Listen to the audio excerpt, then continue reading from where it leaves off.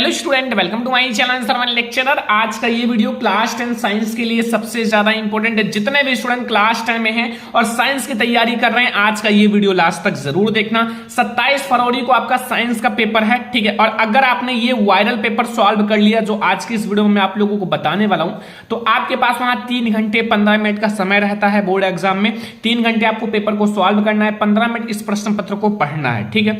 27 को आपका पेपर है। अगर आप 26 फरवरी को आधी रात को भी देख लेते हो तो आप ये वीडियो लास्ट तक देखना और ये क्वेश्चन जरूर सॉल्व करके जाना, क्योंकि 27 फरवरी को यही पेपर आपको आएगा आपके पेपर में, ठीक है। सेम ऐसा ही पेपर आपको देखने को मिलेगा, ठीक है। अगर आप 26 फरवरी को आधी रात को भी देख लेते हो तो 27 फरवरी के पेपर में जाओगे धुआं धुआं करके आओगे।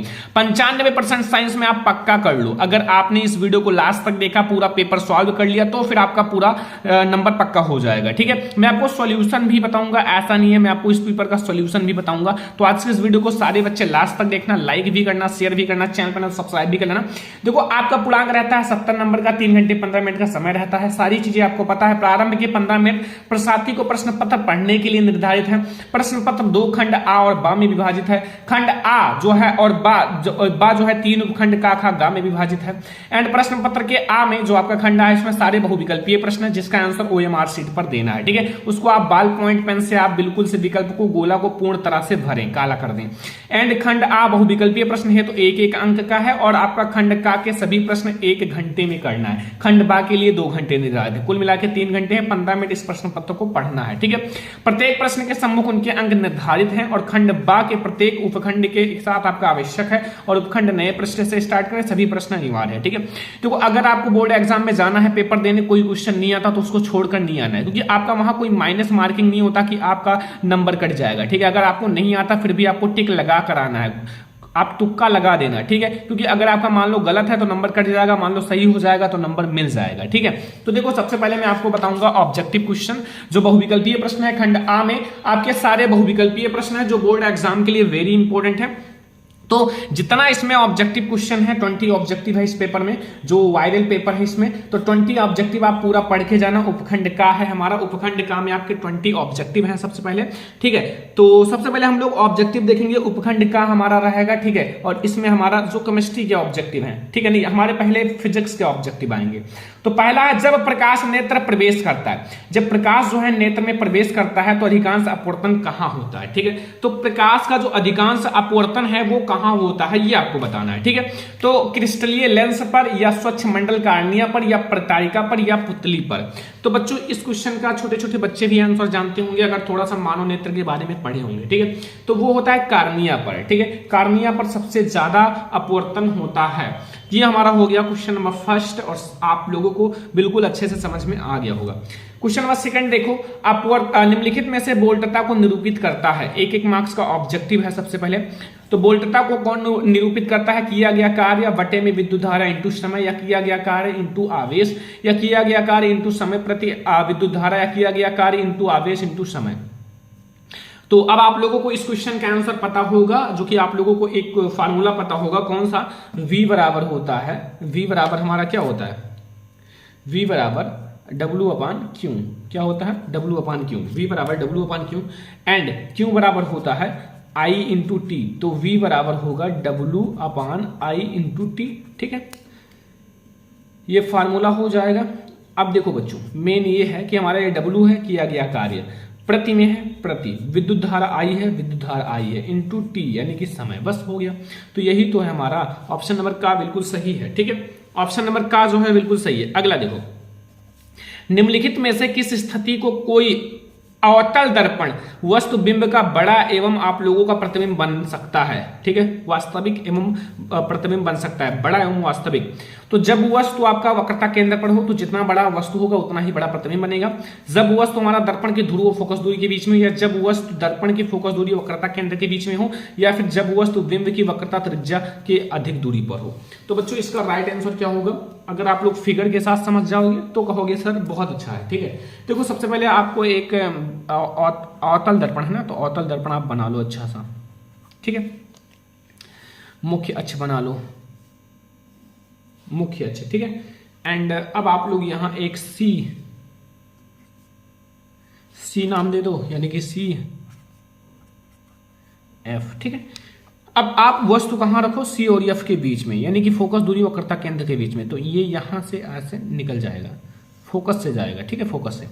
अब एक आपका किरण फोकस से जाएगा, इसको बड़ा कर लो कोई दिक्कत नहीं, ठीक है, और इसको भी ऐसे बढ़ा लो, और यहां हमारा क्या बनेगा, और हमारा तीसरी स्थिति सही है कि जब वस्तु फोकस दूरी वक्रता केंद्र के बीच में हो, ठीक है, तो ये हमारा देखो ऐसे गया, ठीक है, तो ये आपका ऐसे यहां बनेगा सी के पीछे, ठीक है, तो ये वस्तु से बड़ा है, ठीक है, वस्तु से बड़ा है, तो ये हमारा वस्तु से बड़ा भी है और हमारा वास्तविक भी है, तो हमारा ये वाला ऑप्शन सही है कि हमारा जो है जब वस्तु जो है हमारा दर्पण की फोकस दूरी और वक्रता केंद्र के बीच में हो, दर्पण के जो हमारी ये वक्रता केंद्र और फोकस दूरी के बीच में हो, और यहाँ हमारा प्रतिबिंब बन गया, ठीक है, ये ध्यान रखना। तो हमारा ऑप्शन नंबर गा वाला बिल्कुल सही है। अगला क्वेश्चन देखो 4 नंबर कि कक्षा में सबसे पीछे बेंच पर बैठा कोई विद्यार्थी श्यामपट्ट पर लिखे अक्षरों को पढ़ सकता है, ठीक है, मतलब कक्षा में सबसे पीछा एक विद्यार्थी बैठा है पीछे, और वो जो श्यामपट्ट में दूर है श्यामपट्ट, तो उस पर लिखा अक्षरों को पढ़ सकता है, परंतु पुस्तकालय में जो हमारा पुस्तक पाठ्य पुस्तक जो आगे सामने पाठ्य पुस्तक रखा हुआ है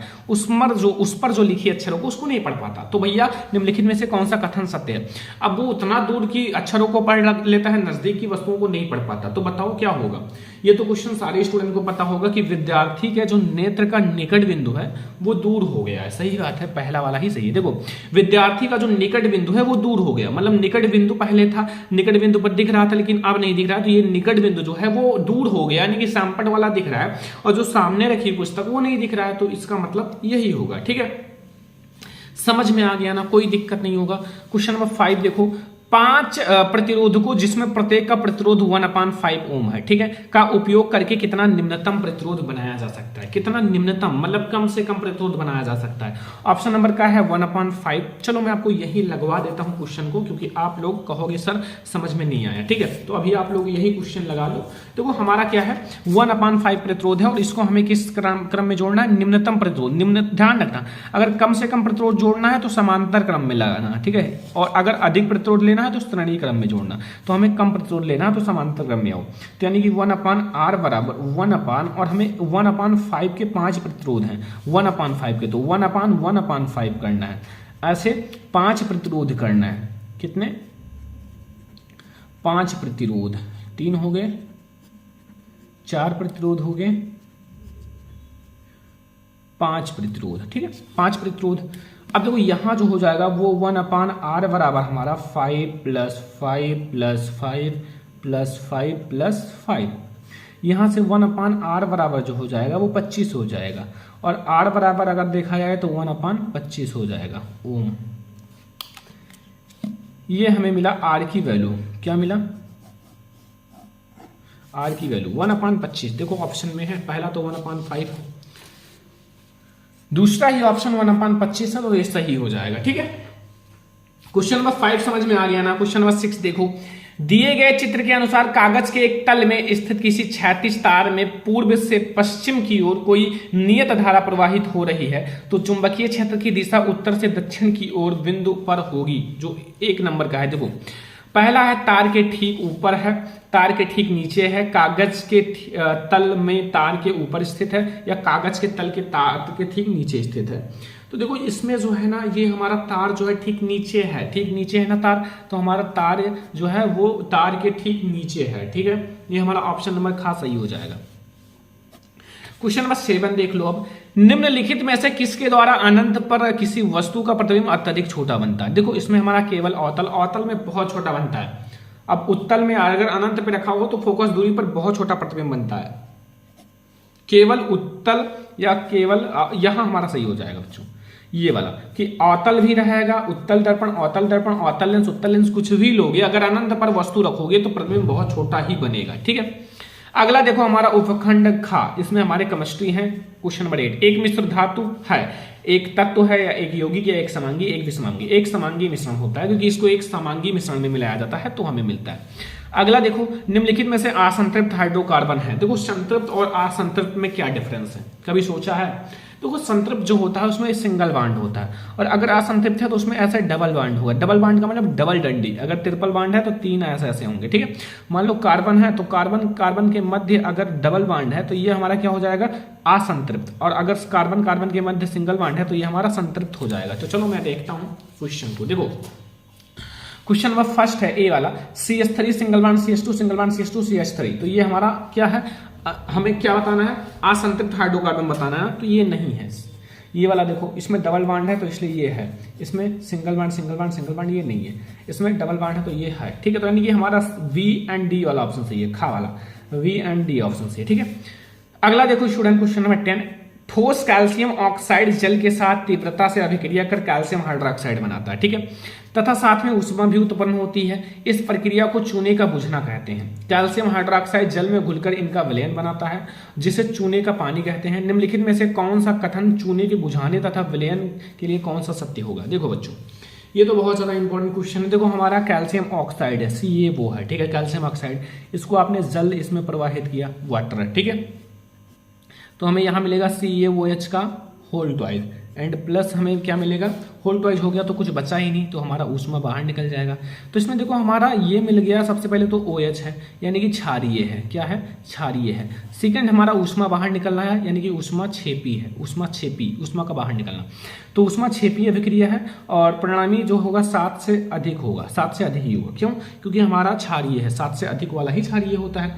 तो हमारा V वाला और C वाला ऑप्शन सही है ना, मतलब खा वाला ऑप्शन सही है। ठीक है, क्वेश्चन नंबर 10 समझ में आ गया।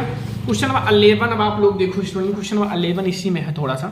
एक परमाणु की परमाणुवीय त्रिज्या निम्नलिखित में से कौन सा कथन सही प्रदर्शन है? सही कथन प्रदर्शन बताना है। देखो सही कथन का मतलब है जहां तक इलेक्ट्रॉन हो वहां तक हमें होना चाहिए। जैसे ये यहां से यहां तक है। ठीक है, अब हमें देखो ध्यान से देखना, ये हमारा कौन सा है, क्वेश्चन नंबर 11 है ना।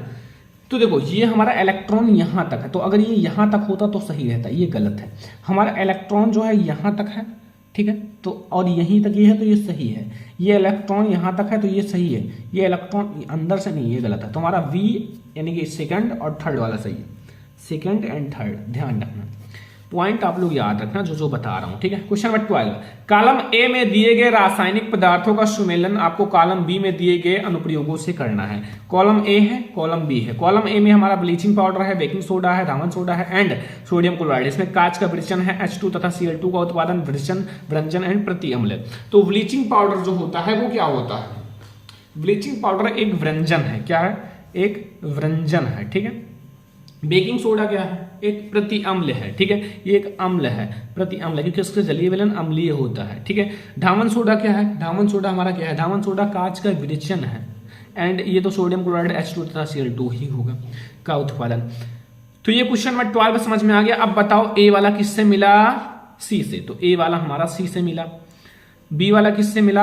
डी से। तो बी वाला डी से, ये वाला, तो ये वाला सही हो जाएगा क्योंकि हमारा बी वाला डी से मिला, बस 2 सही। तो ऐसे आपका सी वाला ए से मिला, सी वाला ए से मिला एंड डी वाला बी से, डी वाला बी से। ठीक है, अगला देखो यहां क्वेश्चन नंबर 13। देखो यहां आपको क्या करना है, नीले लिटमस पत्र को कौन लाल करता है? तो नीले लिटमस पत्र को लाल कौन करता है? ये क्वेश्चन तो सारे स्टूडेंट को पता होगा कि नीले लिटमस पत्र को लाल कौन करता है। तो देखो जो हमारा अम्ल होता है, अम्ल, ये नीले लिटमस पेपर को लाल कर देता है। ठीक है, क्वेश्चन नंबर 13। क्वेश्चन नंबर 14 अब आप लोग देखो। ठीक है, ये हमारा उपखंड गा, चूने के पानी से भरी प्रश्नली में मुंह के द्वारा फूका जाता है तब चूने की पानी किसकी मौजूदगी का दुधिया हो जाता है?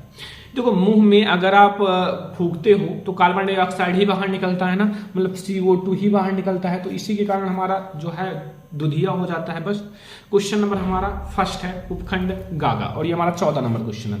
15 नंबर देखो, कुछ डायनासोरों में एक पिच्छ मौजूद थे किंतु उड़ नहीं सकते थे। कुछ डायनासोर थे जिसमें पिच्छ मौजूद थे लेकिन उड़ नहीं सकते थे। लेकिन पक्षियों में पर होते हैं। पक्षियों में क्या होते हैं? पर होते हैं जो उन्हें उड़ने में मदद करते हैं, जो उन्हें उड़ने में मदद करते हैं। विकास के संदर्भ में इसका क्या अर्थ है? विकास के संबंध में इसका अर्थ बताना है, आखिर इसका अर्थ क्या है। ठीक है, तो ऑप्शन नंबर हमारा का है सरीसृपों की उत्पत्ति जो है पक्षियों से हुई है, या सरीसृपों और पक्षियों के बीच कोई विकास संबंध नहीं है, या दोनों ही जीवों में पिच्छ समजात अंग है, या पक्षियों की उत्पत्ति सरीसृपों से हुई। तो बच्चों जो पक्षियों की उत्पत्ति है वो सरीसृपों से हुई है। ठीक है, गा वाला ऑप्शन सही है, घा वाला। 16 नंबर क्वेश्चन है, यदि किसी जीव का जीवाश्म पृथ्वी की अपेक्षाकृत अधिक गहरी प्राप्त हुई है तो हम क्या भविष्यवाणी कर सकते हैं? तो ये तो आसान सी बात है, यही भविष्यवाणी करेंगे कि जो हमारा मतलब जीव है, जीव का विलोप जो है हजारों वर्ष पहले हुआ है, हजारों वर्ष पहले हुआ है, इसीलिए तो वो बहुत ज्यादा गहराई में है, बहुत ज्यादा नीचे है। क्वेश्चन नंबर 17 देखो, चित्र ए बी सी किस क्रम में है? ए हमारा ये क्या है, ये देखो ध्यान से समझना, मैं आपको समझाता हूं, ठीक है। ये हमारा क्या है, देखो ये आपका प्रांकुर है जो ऊपर है, ये तो बीज, ये देखो पत्र है, पात्र है, पत्री है, पत्ती है, तो हमारा बीज पत्री होगा। और जो नीचे होता है वो मूलांकुर होता है, मतलब मूल। तो इसलिए हमारा पहला क्या है, प्रांकुर, पहला प्रांकुर, दूसरा बीजपत्र, दूसरा बीजपत्र और मूलांकुर। गा वाला ऑप्शन सही है, ठीक है। सारा तैयार कर लेना, बोर्ड एग्जाम में अगर धुआं करना है, एक भी क्वेश्चन छोड़कर नहीं आना है तो। क्वेश्चन नंबर 18 देखो, अमृता देवी बिश्नोई राष्ट्रीय पुरस्कार भारत सरकार द्वारा किस क्षेत्र में प्रदान किया गया?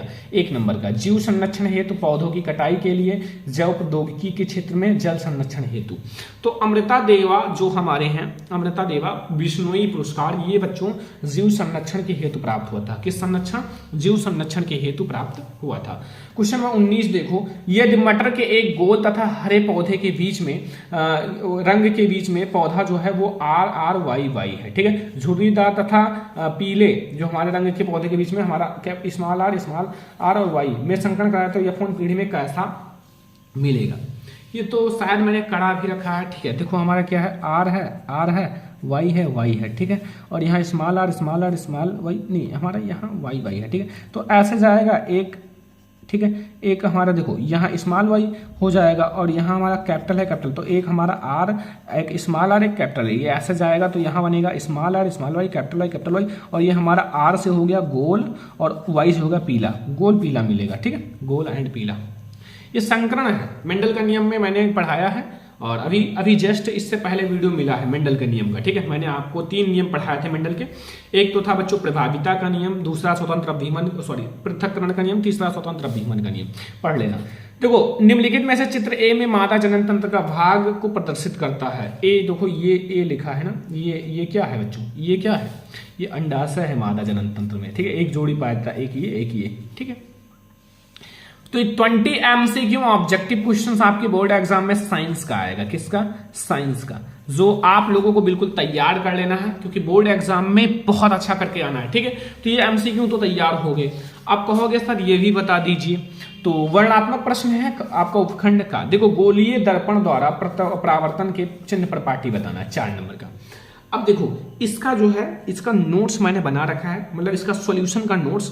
अब इसका मैं क्या करूंगा, आपको एक पार्ट 2 वीडियो देखने पड़ेगा, ठीक है। पार्ट 2 मतलब मिल जाएगा कल ही, उसमें मैं इसका पूरे का सॉल्यूशन प्रोवाइड करूंगा, ठीक है। देखो अभी मैं आपको ये बता दूं, ऑब्जेक्टिव तैयार हो जाएगा ना तो इसका सॉल्यूशन देखना बहुत ज्यादा आसान लगेगा, ठीक है। चिन्ह प्रपाटी वाला तो जानते ही हो, ये तो 4-5 केसेस लिख दो, क्या दिक्कत है, ठीक है। बहुत ज्यादा इंपॉर्टेंट है, मैंने पढ़ा भी रखा है। चिन्ह प्रपाटी तो बहुत ज्यादा आसान है, अगर ये नहीं आता तो क्या आता है, ठीक है।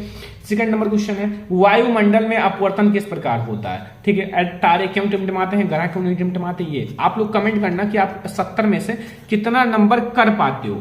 अब जो क्वेश्चन नहीं आता वो तो पूरा सॉल्यूशन मिलेगा आप लोगों को, लेकिन आप लोग कमेंट कर देना कि सर मैं इतना कर लेता हूं, मुझे इतने क्वेश्चंस का आंसर आता है, ताकि हम भी जाने कि बच्चे कितने अच्छे से पढ़ाई कर रहे हैं। पेपर तो 1-2 दिन बचा है साइंस का, 2-3 दिन, ठीक है। तो फिर जानना जरूरी है ना। थर्ड है कि 2 ओम, 3 ओम, 6 ओम के तीनों प्रतिरोधों को किस प्रकार संयोजित किया जाए कि संयोजन का कुल प्रतिरोध 4 ओम 1 ओम है, ठीक है। 4 ओम और 1 ओम लाना है, कैसो भी जोड़ो, ठीक है। चाहे आप समांतर क्रम में जोड़ो, चाहे श्रेणी क्रम में जोड़ो, कैसो भी आपको 4 ओम और 1 ओम लाना है तो लाना है, बस ये समझना है। अब देखो क्वेश्चन नंबर 4 है, दक्षिण हस्त अंगुष्ठ नियम में अंगूठे की दिशा क्या निर्दिष्ट करती है? यह नियम किस प्रकार फ्लेमिंग के वाम हस्त के से भिन्न है?